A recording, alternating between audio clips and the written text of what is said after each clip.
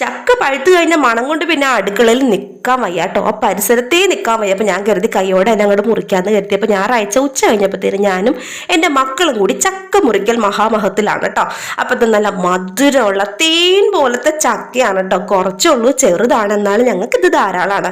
അങ്ങനെ ഇതാ വെട്ടി കണ്ടിച്ചൊക്കെ എടുത്ത് ചോക്കൂട്ടൻ അവിടെ ചക്ക പശയ്ക്ക് വെച്ച് കളിക്കുന്നുണ്ട് കേട്ടോ. അന്നമോൾ ഇടക്കിടക്ക് വന്ന് കഴിച്ചിട്ട് പോകുന്നുണ്ട്. ചോക്കൂട്ടൻ ഇടയ്ക്ക് എൻ്റെ വായിലും വെക്കും, ഒരു കഷ്ണം എൻ്റെ വായിൽ വെക്കും, 3 കഷ്ണം എൻ്റെ വായിലേക്ക് പോകും. അങ്ങനെ ഇതാ എൻ്റെ മടലെല്ലാം കളഞ്ഞ് പൊലഞ്ഞിലെല്ലാം കളഞ്ഞ് അതിൻ്റെ കുരുവും ചോളയും എല്ലാം എന്താ വേർതിരിച്ച് എടുക്കുന്നുണ്ട്. കയ്യോടെ തന്നെ ഞാൻ കരുതുന്ന ചക്കപ്പൊരി ഉണ്ടാക്കാം. എന്തായാലും 3 മണി ആയല്ലോ. അപ്പം ഞാൻ എന്താ മൈദപ്പൊടിയിലേക്ക് മഞ്ഞൾപ്പൊടി ഇട്ട് ഉപ്പ് ഇട്ടിട്ടുണ്ട്. പഞ്ചസാര വേണ്ടാട്ടോ, ചക്കയ്ക്ക് അത്രയ്ക്ക് മധുരമാണ്. നിങ്ങളുടെ കയ്യിൽ നല്ല മധുരമുള്ള ചക്ക കിട്ടുമ്പോൾ ചക്കപ്പൊരി ഉണ്ടാക്കി നോക്കിക്കോളൂ കേട്ടോ.